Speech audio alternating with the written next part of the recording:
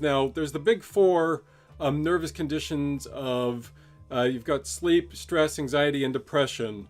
Are the ones that people know of the most. Now, there's lesser forms of that with grief, nervousness, agitation, reclusiveness, restlessness, and then other more extreme things like psychosis, and of course the furthers of sleep, which is insomnia. There's things like ADHD and other things that are, mind and body nervous connections or nerve connections that definitely are affected by various herbs. There was one review that found 100 studies spanning a 20-year period that 45% of the studies demonstrated positive outcomes of herbal supplements on both anxiety and depression in symptoms with fewer negative effects than traditional medicine, which is one of the reasons I love talking about this stuff. Is herbs almost always have less problems than traditional medicine.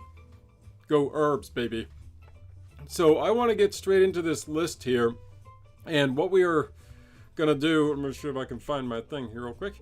There it is. Let's give this a shot and see if this works. So, kaboom. Yep, there it is. All right, so I did up a full list of lots of different herbs, and and this includes various types of trees, flowers, and traditional herbs as well.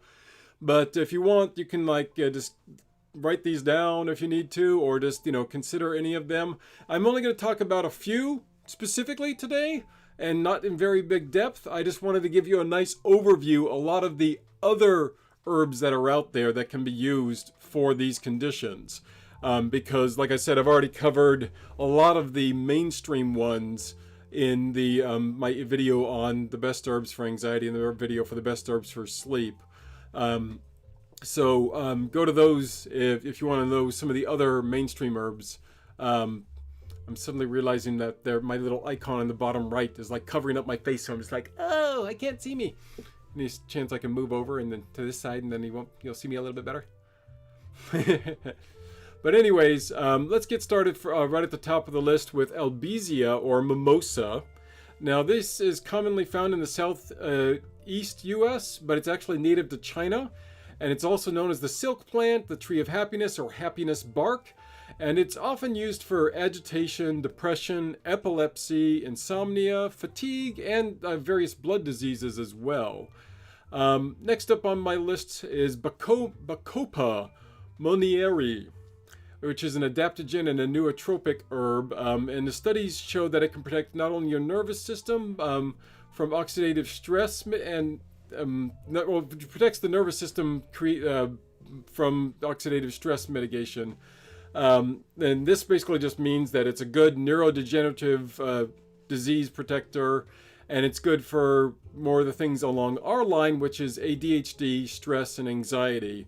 And one study in particular, which is the reason I wanted to bring this up, is that Bacopa was showed to work better than the anti-anxiety drug lorazepam. So it's just one study, but it just goes to show the power of herbs can match that of medicine, baby. Woohoo! And I like this one because catmint or catnip, yes, catnip, the one that you use for cats. It's Nepeta cataria. This herb is also very useful for things like nervousness and anxiety, and it can also alleviate migraines and headaches, cure sleep disorders like insomnia.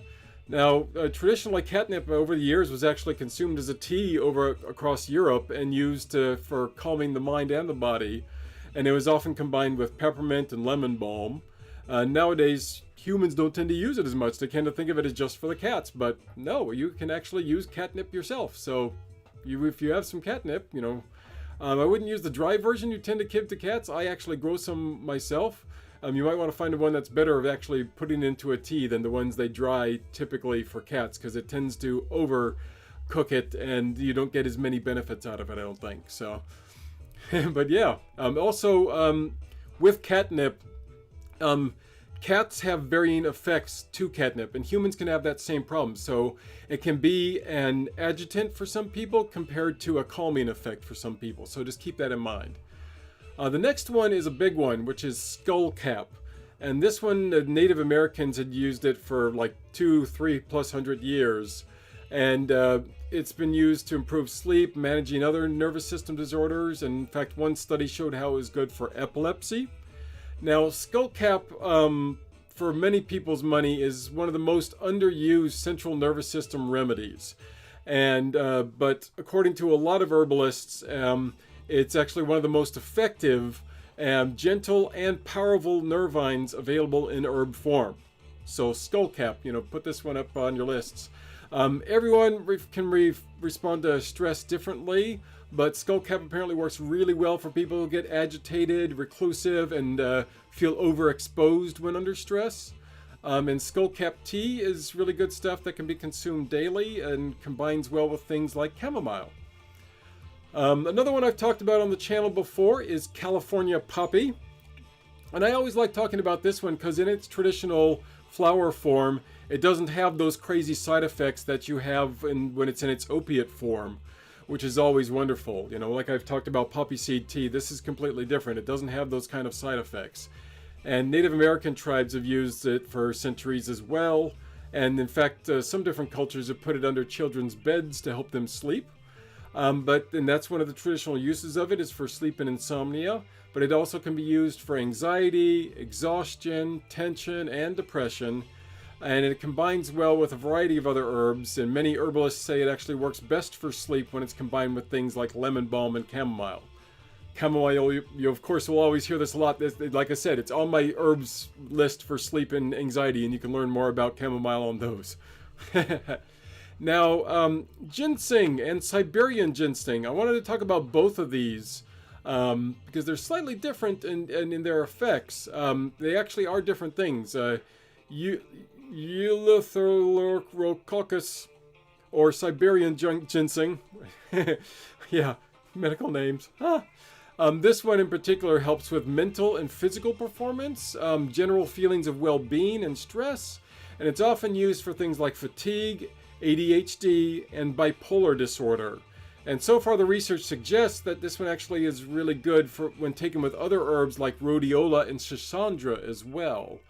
Now standard ginseng, your traditional ginseng, you'll find more readily. There's a good amount of research on it about how it's good for stress and depression. And in fact, it's also good for overall mood, memory, and behavior as well. And ginseng tea is one of those that's really good for attentiveness, which is nice. Now, the downside of ginseng, and I think Siberian ginseng as well, is that they can cause the reverse reaction in some people, just like catnip. So some people have actually reported that it caused them nervousness and insomnia. So again, that's another one you have to take with a small caveat because it can cause the opposite problems. Now, next one is motherwort, which is traditionally used for women. That's part of the reason it's called motherwort. And now its medicinal properties, the herb is considered very similar to valerian, which is often used for sleep. And it has this inhibitory effect of the central nervous system when it's excited. So it really helps to improve sleep by stretching its slow phase without that hypnotic effect. And it's particularly good at helping calm people's heart rates and allowing them to take deep breaths so they can relax.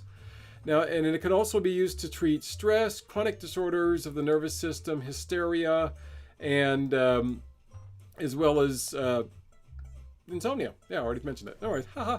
Next one up is milky oat or oat seed, Avena sativa, or sativa, however you want to say it. Now, oat milk, this is pretty much traditional, the oat milk that's on the market these days. Basically, oat seed is made from oats. And oat milk is regaining popularity, but it's been drunk for thousands of years.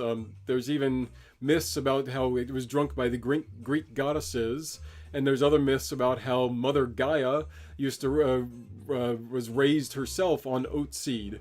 There's also even a myth that says that it states that to dream of a field of ripe oats is a most favorable omen. So dreaming of oats means good things are going to happen. Oh, I love myths. So oat seed is made from, like I said, oats that you'll have for breakfast. And now the only difference is that in herbalism, the grains are harvested when they're still green and a bit milky. So like a lot of herbs, when you pop them open, or like the stems or the flowers, you'll find a sort of milky substance in there. And that's the same with milky oat seed. And it's used for people who are feeling scattered, frazzled, and oversensitive to their environment. It's even supposed to help with things like PTSD, nervous exhaustion, adrenal burnout, and emotional instability. So it's a great coverall for lots of different specific nervous conditions. Next up is hawthorn, which has been shown to reduce anxiety and improve sleep quality. In fact, one study showed that along with California poppy seed, excuse me, it significantly improved anxiety levels compared to a placebo. And there was yet another study that was done that showed that hawthorn tea showed that it helped both stress and anxiety levels as well. Let me bring that list back up for you again in case you missed it before. So, motherwort, much like motherwort, it has a sedative effect. So keep that in mind. If you're not wanting to get the sleepy effect along with the herb, you're going to need to be ready for that with hawthorn. Next up is the last one on my list officially. I actually got some specific photos for this just because I brought this one on the list because I just love the look of this herb.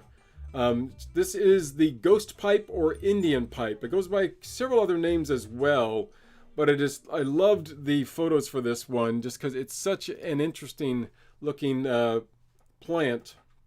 And yeah, it's all these different photos for it. They're just so cool and the things that it has. But this particular plant, ghost pipe, is great for a variety of disorders like psychosis, anxiety, also nervousness, irritability, restlessness, even things like convulsions. Because it's antispasmodic and has sedating qualities, it's great not only for the nervous conditions but also for things like nerve pain. So yeah, I just love, look at all these fun photos. I mean, there's such crazy stuff, these herbs, how these things grow, and it's all so different. I love herbs. I love herbs. Woo! Close-up version. Ooh. Kabam! But yeah, that's everything. There's, like I said, I've been starting to do more of these videos where I have a more specific list of herbs that I'm just covering and then just giving you a list of the rest of them because I want you to see all the herbs that can be used for a condition. And I've had like several comments of people like from like my pain video in particular of people like saying, hey, why didn't you include things like wild lettuce? And it's just the hard thing of when you see a list like this that I'm showing you is that it's so easy to miss one herb in particular. So I like going back after I've done like a top 10 list to be like, okay, here's a more specific list that gives you a lot of different options because herbs being herbs and people being people, you can always find something different that works better for you, right? So I always try and keep that in mind when you're having herbs. If one doesn't work for you, try another one on this list because it might work great for you. I know things that say ashwagandha works wonderful for people, but for me, it actually makes my heart race a little bit and gets me agitated. So I can't really have ashwagandha. But other people, it works fantastic for them. So it's like, yeah, I always mention that. I think the different herbs affect me differently. And I know it's the same for a lot of people out there. Let's get back to the comments now that we've done that. Hi, Nora. Lavender and chamomile. Yep, both on my other anxiety list on those other videos I talked about. Southern Rose Tia D says she's tried St. John's wort. Yep, that's another one I've mentioned as well. Chamomile oat straw. Excellent. There you go for all of these. Nora says she's also tried the catnip. Excellent. How are you doing? Food Forest Permaculture. Good to see ya. Let me shrink my screen over here. It's my mic's in the way so I can't see the comments properly. Nora says I need to be less childish when I'm talking about these things. I did that a lot more, I think, in my earlier videos. I got just a little bit over crazy and excited when I was talking about them because I think I was taking advice from the wrong sources of being like, I need to be over animated when talking about this stuff. But at the end of the day, it's like I just get excited about these things. So so if I am still over animated, it's just because I'm always a little bit excited about this. So and I think I'm always just a little I'm always trying to make sure I'm just moving along very quickly to make sure you guys are getting the information fast and then can go on with your days. But if you want me to be a bit more relaxed, I can, Nora. You know, I can do that too. Most of my other videos these days, I've tried to be a little bit more of a mix with that, where I just talk a bit more straight. But I always err on the side of just trying to be a bit more, hey, let's have fun with these things, because, you know, you're getting information, but there's no sense you can't have fun while you're doing it. So, what else we got on here? Food forest permaculture looks like he's is protecting me. Thank you so much. I don't mind the comments, Nora. I always appreciate happy, constructive comments. But otherwise, that's it. That's what I got for you today. I've mentioned to people before how I've got a child now, and that's slowed things down a lot this year. So I'm trying, particularly now that we're back from vacation to the States, to be a bit more consistent with my videos now, and get back to trying doing something every week. So I'm wanting to do these live streams every other week now. So if you're coming out for my live streams, please be on the lookout for them on Sundays around this time, 5-6 p.m. Every other week. And so next week will be one of my regular videos, and so every Sunday I'm trying to release something. So if it's not a live stream, it's going to be a regular video. And that's my plan right now. If, you know, things go haywire, you never know. You know, that's life. I won't release something. But otherwise, my plan is to be out there every week for you guys and give you something different. But I like this format. If you like this format, let me know in the comments, too, of just doing these generalized lists rather than the more specific top 10 lists when I'm doing the live streams. Because I could go back to doing a top 10 list as well and just doing the extra herbs on the side as well. But I like the idea of just being like, okay, here's all the herbs that can help you. So if you agree with that, let me know. Food Forest Permaculture says he loves this format. Excellent, thank you. Other than that, I've got a truckload of really cool videos coming up from Alaska. So all Alaskan herbs. Some of them you can actually find other places. Like the one I'm trying to release next week is the benefits of fireweed. And fireweed is a plant that has incredible range in its seeds. The seeds can travel like hundreds of miles. And so, and it actually is really good at settling into and being one of the first herbs to repopulate a burnt area, like for volcanoes or fires, which is why it propagates so well. And you can actually find it here in the UK as well, but it's more known over here as rosebay willow herb. So if you've heard of that before, that's fireweed as well that you'll find in Alaska. But it's very rampant, and you'll find it all over the place in Alaska. And I got lots of wonderful footage from Juneau when we were visiting there in Alaska for not only fireweed, but several different other herbs and plants as well. So I'm very excited for those to be coming out soon. Nora asks what I think about Ghost Pipe. Well, besides the fact that it just looks awesome, it sounds like it's got some wonderful benefits. I love the fact that it's not only good for nervous conditions, but nerve pain in particular as well. So it can be a pain relieving herb. And hopefully, like I said, all you can do is try these herbs. There's various studies, and that's one of the main thrusts of my channel, is to try and focus on the fact that there is research on them. But I've leaned a little bit more lately of being like, well, even though there isn't much direct research, if there is research on its component parts, or if there's just lots of anecdotal evidence from various herbalists. And like I said, I've got books up the yin-yang. I've got 50 different books about herbs sitting right here in front of me. And I go to all different kinds of places to find out information for you. So this isn't just me, going like on a quick internet search and going, oh, what's the herbs for this? I go in depth in all my different sources to try and find out all these different herbs for you, and try and cross-reference to see like who is saying this herb is good for what. So this isn't just me being like la-di-da, I'm not officially registered as an herbalist or whatnot. I'm just, a guy who loves herbs and has done tons of research on it, and that's part of what I love to do, is research the herbs and plants amongst my life. So that's why I started this channel. And hey, there you go. Oh, Southern Rose Tiadia says she just visited the UK for the first time a few weeks ago. Ooh, nice. and we actually went with some local foraging groups. What did you pick up while you were over here? You have to let me know. Oh, Food Forest Permaculture also says that ghost pipe grows wild in the British Columbia. Nice. So, if you have tried it before, Food Forest Permaculture, you should let me know, or if you know somebody who has.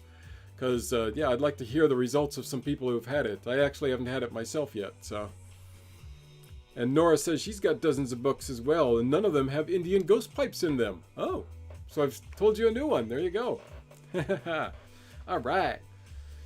But that's, yeah, that's something I've also been trying to do as well, is I've been trying to find some of those lesser known herbs like the Indian pipe or ghost pipe, because there are so many different ones out there that can help people, and everybody knows the chamomile, everybody knows the lavender for sleep and anxiety, and so when I bring out a top 10 list that has all of your standard ones of the peppermint and the chamomile and things like that, it's like, well, people, you know, maybe people are just getting used to it. It's good for them, but for you people like Nora and Food Forest Permaculture, who know a bit more about herbs, it's good to have this larger list of all these things, like blue vervain and betony and cordialis and life blossom or lime blossom and helichrysum and skunk cabbage, which is one of the ones I'm going to be covering shortly, and squaw vine. All the ones that are on that massive list I played earlier. If you didn't see it, go and look at it again. But just all these more specific ones. New Jersey tea. That's a specific name for Ceanothus americanus. But yeah, all these really cool different types of herbs that you can use. I just love it. I just love all these different herbs. So, but there you go. Unless you guys have any other questions or more specific things you want to talk about, that I have covered what I wanted to cover today. Booyah. So that's my other intent these days, is trying to be a little bit quicker on the live streams so I can get back to the child for one, and not keep you guys just hanging around here la-di-da, unless you have specific questions. But, what book do I have that has them in it? Oops, there goes my light. One of my favorite books is where I found that one in, which is just, there's like 5 different books that are named the Herb Book. But I think I actually found it in this one, and let me double check in here and see if I can find it again real quick for you, Nora. But I think it's in this one. Indian pipe, or ghost pipe. Yep, it is in here. So the Herb Book by John Lust. There's several different versions of this book. But it's a great book, and again, he gives these massive lists of things that can be used for various conditions. So if you want to check it out yourself, please do. But yeah, I'm glad that you're a big researcher like me as well. But otherwise, hey, thanks for joining me, guys. I really appreciate it. Come back next Sunday for a video about fireweed, and the next Sunday after that for another video live streaming about something. I don't know what yet. I will figure it out shortly. You guys take care. Have a good day. I'm out.